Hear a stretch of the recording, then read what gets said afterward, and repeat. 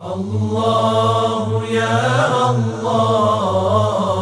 الله سبحان الله الله يا الله الله حمدا لله. أعوذ بالله من الشيطان الرجيم.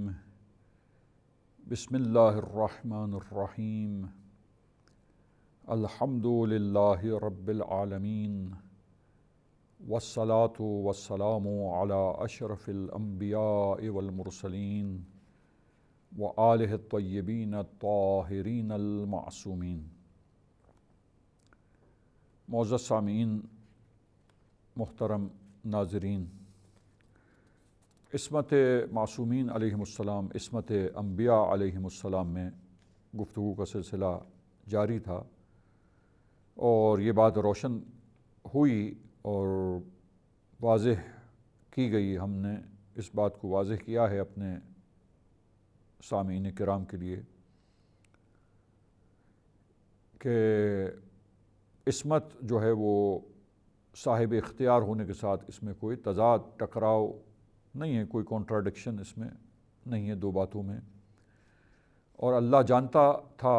اس کے علم ازلی میں تھا کہ یہ ہستیاں اپنے ارادے و اختیار سے سب سے زیادہ بہترین عمل کرنے والے، سب سے زیادہ کوشش کرنے والے، سب سے زیادہ برائیوں سے بچنے والے یہ بندے ہیں. لہٰذا اللہ تعالیٰ نے اسی اعتبار سے ان کے علم کو بیشتر کیا، کیونکہ یہ استعداد کے مطابق بحسب الاستعداد اور صلاحیت کے مطابق توفیقات بڑھتی ہیں اللہ تعالیٰ کی طرف سے. آپ کے سامنے اس بات کی وضاحت کی گئی ہے. اسی طریقے سے اللہ دیکھتا ہے کہ جتنا علم دیا تھا اس پر کتنا انسان نے عمل کیا، اسی اعتبار سے اس کا علم مزید علم نافع، اس کا اضافہ ہوتا جاتا ہے انسان میں. توفیق اسی طریقے سے زیادہ شامل حال ہوتی ہے. کتنا اس نے پہلے کوشش کی ہے، جاننے کے بعد کتنا کوشش کرنے والا تھا، کتنا اس راہ میں زحمت اٹھانے کے لیے آمادہ کر کے اپنے آپ کو اس نے سعی و تلاش کی ہے، کوششیں کی ہیں. اسی طرح عزیزان گرامی کتنا اپنے علم پر اس نے عمل کیا ہے. اسی طرح وہ ہدایت کا پہلا مرحلہ جو اس کے پاس تھا، اس پر اس کے مطابق اس ہدایت کو دریافت مکمل طور پہ کیا، تو پھر مزید آگے ہدایتوں کے سلسلے انسان کے لیے اسی اعتبار سے اللہ تعالیٰ کی طرف سے ہدایت کے سلسلے واضح کر کے کھول کر انسانوں کے لیے پیش ہو جاتے ہیں، اور انسان اللہ سے ہدایت کو حاصل کرتا ہے، ہدایت کو دریافت کرتا ہے. تو انبیاء علیہم السلام اور ائمہ اطہار علیہم السلام، معصومین علیہم السلام، یہ سب ہستیاں جو ہیں وہ چونکہ اس لحاظ سے سب سے برتر و افضل ہستیاں ہیں، ان کو اللہ تعالیٰ نے اسی لحاظ سے زیادہ علم عطا کیا.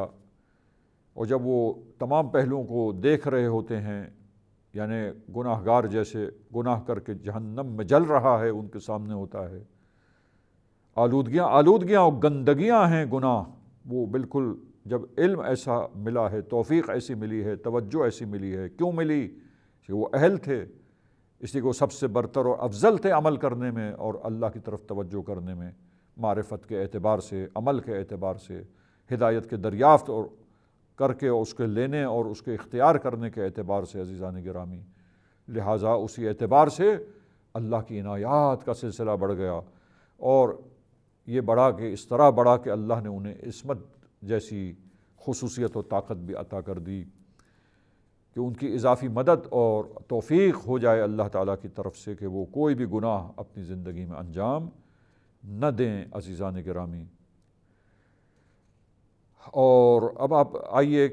ہم سلسلے گفتگو کو یہیں سے آگے بڑھائیں اور دیکھیں کہ عزیزان گرامی اللہ کا حکیمانہ اور عادلانہ نظام بھی اسی بات کا تقاضا کرتا تھا کہ ان انسانوں کے درمیان چند انسانوں کا چناؤ کرنا ہے اور ان کے ذریعے ہدایت کا پیغام پہنچانا ہے. عزیزان گرامی لہٰذا آپ دیکھیے کہ ختمی مرتبہ صلی اللہ علیہ وآلہ وسلم 40 سال تک اس طرح لوگوں کے درمیان اپنے اخلاقی کمالات ان کے جو تھے وہ لوگوں کے سامنے آئے، اور وہ عظیم کردار رسول اللہ نے دکھلایا معاشرے میں کہ لوگ صادق اور امین کہتے تھے اور امانت سپرد کرتے تھے رسول اللہ کے، اور مکمل بھروسہ کرتے تھے، اعتماد کرتے تھے، اور ذرہ برابر کسی قسم کا کھٹکا ذہن میں نہیں ہوتا، کسی قسم کا ان کے بارے میں شک نہیں ہوتا کہ یہ خیانت کر لیں گے معاذ اللہ۔ اور 40 سال جب اپنے کردار کو منوا لیا، کردار کا سکہ بیٹھ گیا معاشرے میں، اور صادق اور امین کے لقب سے معروف ہوئے، اور لوگ بھرپور طریقے سے بھروسہ اور اعتماد کرتے تھے اور تعریف کرتے تھے۔ تو عزیزان گرامی، اب آپ سوچئے کہ اس کردار کو منوانے کے بعد عزیزان گرامی آپ دیکھیے کہ اللہ تعالیٰ کے پیغام کو جب ظاہری طور پر ظاہری مبعوث برسالت ہوئے 40 سال کی عمر میں، تو پیغام الہی کو پہنچانا اور اللہ تعالیٰ کی وہ آفاقی تعلیمات کو اللہ سے دریافت کر کے لے کر بشریت تک منتقل کرنے کا سلسلہ، اور لوگوں کو اللہ کی طرف دعوت دینے کا سلسلہ، امر بالمعروف اور نہی عن المنکر، برائیوں سے روکنا، شرک سے روکنا، آلودگیوں سے بچانا، ان کا تزکیہ نفس کرنا، اللہ کی یاد دلانا، اللہ کی معرفت ان کے دلوں میں ڈالنا، اللہ کو پہچانوانا، اور وہ غفلت کی نیند میں جو سوئے ہوئے تھے ان کو بیدار کرنا۔ یہ سلسلہ بعثت کے بعد معاشرے میں آپ نے شروع فرمایا اور تیزی سے شروع فرمایا۔ تو عزیزان گرامی، اب آپ دیکھیے کہ پس ضرورت اس بات کی ہے کہ جب اللہ کا نمائندہ عزیزان گرامی انسانوں کے درمیان اللہ کی باتوں کو پیش کرے تو اس کا کردار ایسا ہونا چاہیے کہ لوگوں کو 100% اس کے اوپر اعتماد آئے، کمپلیٹ ٹرسٹ، ایسا ٹرسٹ وردی ہو، اور اس طرح قابل اعتماد شخص ہو اللہ کا نمائندہ، اللہ کا رسول، وہ ریپریزنٹیٹیو، وہ ہولی پروفٹ جو اللہ کے پیغام کو لے کر آئے گا اور لوگوں تک پہنچائے گا۔ اللہ کی باتیں لا کر انسانوں تک پہنچانی ہیں، کنوے کرنا ہے اللہ المائٹی کے میسج کو۔ عزیزان گرامی، تو پھر وہ ہستی ایسی ہستی ہونی چاہیے، ایسا والا مقام شخص ہونا چاہیے، اس کے کردار میں وہ کمالات ہونے چاہیے کہ اس کے کمالات سے سب متاثر ہوں، اس پر مکمل ٹرسٹ کریں، بھروسہ کریں، کوئی شک و شبہ لوگوں کے ذہن میں اس سلسلے میں نہ ہو۔ کیونکہ اللہ کا ہدف کیا ہے، توجہ فرمائیے گا عزیزان گرامی، اللہ کا ہدف اور مقصد کیا ہے انبیاء علیہ السلام کو بعثت، ان انبیاء کی بعثت یعنی ان کو مبعوث کر کے نبوت کے عہدے پر فائز کر کے انسانوں کے پاس بھیجنا، اس کا مقصد کیا ہے عزیزان گرامی؟ یہ تو واضح ہے کہ اللہ تعالیٰ نے ان کو ہادی بنایا ہے تاکہ وہ انسانوں کی ہدایت کریں راہ راست کی جانب، اللہ کو پہچانوائیں، اللہ تعالیٰ کی طرف دعوت دیں، اور وہ مقصد حیات ان کو سمجھائیں اور یاد دلائیں، اور اس بات کی طرف توجہ دلائیں انسانوں کی کہ تم کمال کے لیے پیدا کیے گئے ہو، معرفت پروردگار حاصل کرو، کیونکہ وہ کمال مطلق ہستی ہے، وہ ذات خالق ہے، ہماری مالک ہے، وہ ہستی، وہ ہمیں رزق دینے والا پروردگار ہے، منعم ہے نعمتیں، ان گنت نعمتیں عطا کرنے والا مالک و پروردگار مہربان۔ تو اس کی جب معرفت حاصل ہوگی، اس کمال مطلق سے معرفت اس کی حاصل کر کے انسان جتنا نزدیک ہوگا اس ہستی سے، اس ذات سے، اتنا ہی انسان میں کمال پیدا ہوتا جائے گا، کامل ہو جائے گا انسان۔ لہٰذا ان باتوں کو سمجھانے کے لیے، اللہ کی معرفت پیش کرنے کے لیے، انسانوں کے درمیان اللہ تعالیٰ کو پیش کیا، پہچانوایا، اللہ کی طرف دعوت دی، تاکہ تمام ان غفلتوں کے پردے جو ہٹیں اور انسان اپنے خالق حقیقی کی معرفت حاصل کر کے اس مالک کا تقرب حاصل کر کے باکمال ہو جائے، کمال حاصل کر سکے۔ جو مقصد حیات ہے انسان کا، طاعت پروردگار، اس طاعت پروردگار میں اللہ کو ہماری ضرورت نہیں ہے کہ ہم اطاعت کریں مخلوقات اللہ تعالیٰ کی، بلکہ اطاعت کرنے میں ہمارے نفس کے لیے کمال اور بلندیاں ہیں، ترقی ہے۔ یہ بات سمجھانے اور اللہ تعالیٰ کو پہچانوانے کے لیے آئے، ہادی بن کر آئے۔ لہٰذا یہ ہدایت کا بہترین وسیلہ اور بہترین ذریعہ ہے انبیاء علیہم السلام کی بعثت۔ اور یہ ہدایت کب انسانوں کے درمیان حاصل ہوگی؟ آپ سوچئے، اگر آپ دیکھیے ہمارے انسانی معاشرے کو بھی دیکھیں، اور تاریخ میں ہمیشہ سابقہ تاریخ میں انسانی معاشروں کے حالات کو مطالعہ کریں، ہسٹری کو پڑھا جائے، بات واضح ہو جاتی مزاج بشر کو پیش نظر رکھتے ہوئے کہ اگر چھوٹے چھوٹے سے عیب بھی اگر کسی ذات میں ہستی میں نظر آئیں تو اس کو فوراً پھیلا دیے جاتے ہیں، انسانی معاشرے میں پھیلایا جاتا ہے، اور انسان جو ہے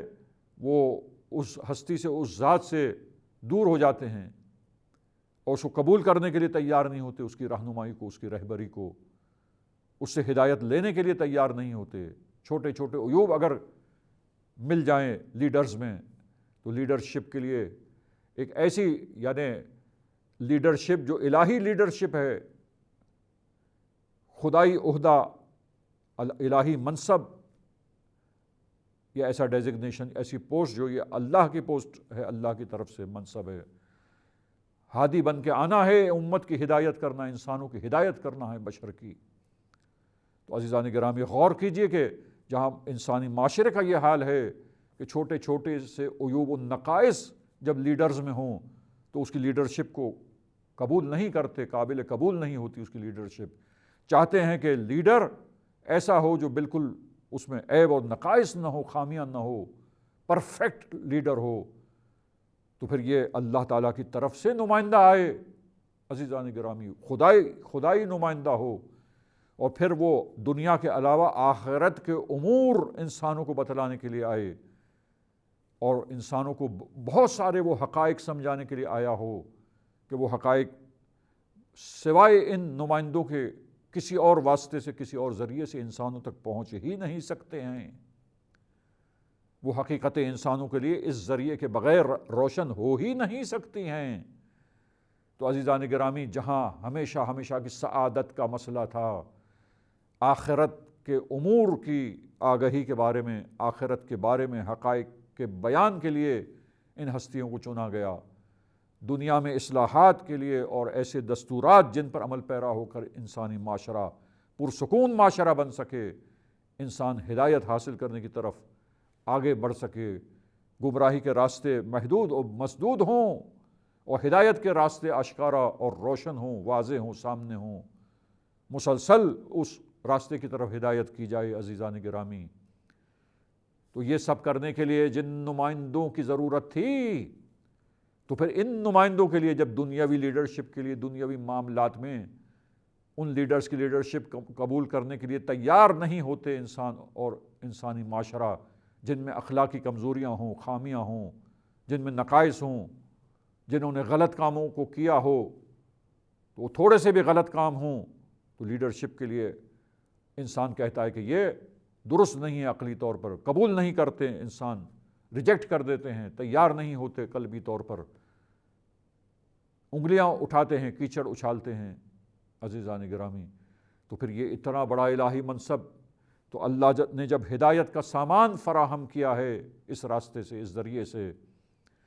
تو اس ذریعے میں، اس نظام میں ضرورت تھی کہ انسانوں کے وثوق اور اطمینان، ٹرسٹ حاصل ہو اس بندے کے بارے میں، اللہ کے، ایسا ٹرسٹ وردی ہو جائے لوگوں کی نگاہ میں، ایسا اطمینان لوگوں کو اس کے اوپر آ جائے، لوگوں کی نگاہ میں اس طرح یہ کھرا بھلا اور اچھا بندہ ہو کہ جس میں خامیاں نہ ہو، خرابیاں نہ ہو، برائیاں نہ ہو، اس کے اندر یہ کوئی غلطیاں نہ کرتا ہو، تب مکمل بھروسہ حاصل ہو سکے گا انسانوں کو، ورنہ شک و شبہ میں رہیں گے انسان، ورنہ انسانوں کے ذہنوں میں وہ اطمینان کی منزل پر جو فائز ہو کر عمل کرنا ہے اور ہدایت کو سمجھنا ہے، ہدایت کا راستہ اختیار کرنا ہے، وہ حاصل ہدف نہ ہو سکے گا۔ لہذا اس ہدف کو پانے کے لیے، اس ہدف کو حاصل کرنے کے لیے ضروری تھا ایسے نمائندے ہوں کہ جو عصمت کے ساتھ ہوں، عصمت کی خصوصیت ان کے ساتھ ہو، عصمت کی خاصیت ان میں ہو، یہ لطف خدا ان پر ہو، تاکہ وہ ایسے قابل اعتماد بندے ہوں۔ اور اگر یہ نہ ہوتا تو پھر انسانوں کو اعتماد نہ آتا، وثوق اور ٹرسٹ حاصل نہ ہو سکتا، اور جب ٹرسٹ حاصل نہ ہو تو وہ ہدف ہدایت کا کہ بھرپور بھروسہ کر کے جو بات آ رہی ہے اور پہنچائی جا رہی ہے اللہ کی طرف سے، اس پر بھرپور اعتماد کر کے عمل کریں اطمینان کے ساتھ، اور یقین رکھیں کہ اسی میں ان کے لیے سعادت ہے اور کامیابی ہے۔ یہ ہدف اور یہ غرض، یہ مقصد حاصل نہ ہو سکتا اگر عصمت انبیاء نہ ہوتی۔ تو یہ دلیل ہے ہمارے پاس عزیزان گرامی انبیاء علیہم السلام کے معصوم ہونے کی اور عصمت کی ضرورت کی۔ سلسلے گفتگو یہیں سے آگے جاری رہے گا نیکسٹ پروگرام میں عزیزان گرامی، یہاں ہم اپنے پروگرام کو اختتام پر پہنچاتے ہیں۔ وصلی اللہ علی محمد واہل بیتہ الطاہرین۔ اغفر لنا ذنوبنا وارفع البلايا، اغفر لنا ذنوبنا وارفع